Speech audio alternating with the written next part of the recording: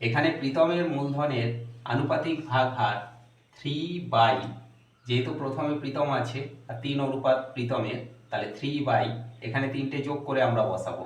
3 2 5 আর 5 10। দেখো এই 0 0 যদি কেটে দিই তাহলে এখানে থাকলো 300 আর এখানে থাকলো 3, গুণ করলে 3 3 কে 9, দুটো 0, তাহলে প্রীতমকে 900 টাকা দিতে হবে। এটা আমরা পেলাম। এবারে কি আছে? Supriya. Guidance support math education ক্লাসে সবাইকে স্বাগত জানিয়ে শুরু করছি আজকের অঙ্কের ক্লাস। আজকের ক্লাসে থাকছে দশম শ্রেণীর কোষে দেখি 14 অংশীদারি কারবারের মোস্ট ইম্পর্টেন্ট একটা অঙ্ক, যেটা প্রায়ই পরীক্ষাতে আসে। আজকের ক্লাসে থাকছে 2 দাগের অঙ্ক, সুতরাং অঙ্কটা তোমরা ভালো করে বুঝে নাও। দেখো ক্লাস 10-এর কোষে দেখি 14 2 দাগের অঙ্ক আছে। প্রীতম, সুপ্রিয়া ও বুলো যথাক্রমে 15,000 টাকা, 10,000 টাকা এবং 25,000 টাকা দিয়ে একটা ছোট মুদির দোকান খুলল, কিন্তু বৎসরান্তে 3,000 টাকা লোকসান হলে কাকে কত টাকা লোকসানের পরিমাণ দিতে হবে হিসাব করে লিখি। দেখো ক্লাস 10-এর কোষে দেখি 14 অংশীদারি কারবারের 2 দাগের অঙ্ক। বলা হয়েছে এখানে 3 বন্ধু মিলে একটা ছোট মুদিখানার দোকান খুলল। তারা নিজেদের সাধ্যমতো এখানে মূলধন দিয়েছে। প্রথমে দিয়েছে প্রীতম। প্রীতম কত টাকা দিয়েছে? না 15,000 টাকা। তারপরে দিয়েছে সুপ্রিয়া। কত টাকা? না 10,000 টাকা। তারপরে দিয়েছে বুলো। কত টাকা? না 25,000 টাকা দিয়ে ব্যবসাটা শুরু করেছে, কিন্তু বছরের শেষে লোকসান হয়েছে 3,000 টাকা।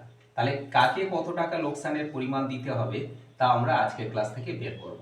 এই জন্য প্রথমেই লিখব যে প্রীতম, সুপ্রিয়া ও বুলুর মূলধনের অনুপাত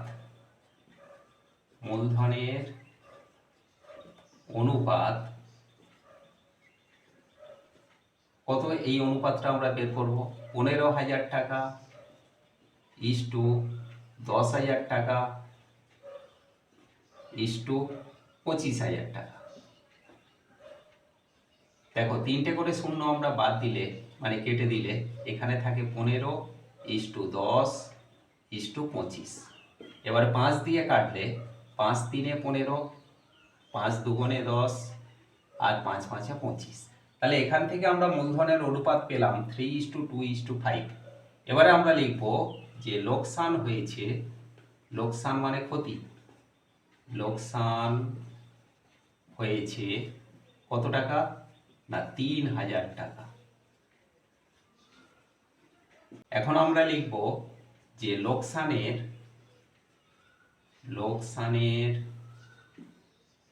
পরিমাণ হিসাবে কাকে? প্রথমে প্রীতম, তাহলে প্রীতমকে দিতে হবে কত টাকা?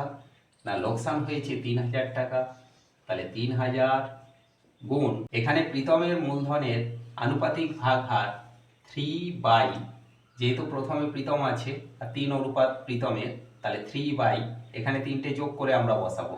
3 2 5 আর 5 10। দেখো এই 0 0 যদি কেটে দিই তাহলে এখানে থাকলো 300 আর এখানে থাকলো 3, গুণ করলে 3 3 কে 9, দুটো 0, তাহলে প্রীতমকে 900 টাকা দিতে হবে। এটা আমরা পেলাম। এবারে কি আছে? সুপ্রিয়া। তাহলে সুপ্রিয়াকে দিতে হবে কত টাকা? সুপ্রিয়াকে দিতে হবে 3,000 টাকা লোকসান হয়েছে, তাহলে 3,000 গুণ সুপ্রিয়ার আনুপাতিক ভাগ হার 2-এর, এই 3টে যোগ করে নিচে হবে 10, শূন্য কাটলে এখানে 300 থাকলো, 300-র সঙ্গে 2 গুণ করলে 3 2 6, মানে 600 টাকা। এটা সুপ্রিয়াকে দিতে হবে। আর বুলুকে দিতে হবে কত টাকা? না 3,000 গুণ বুলুর আনুপাতিক ভাগ হার 5-এর 10, শূন্য শূন্য কাটলে 300 সঙ্গে 5 গুণ করলে 3 5 1500 টাকা।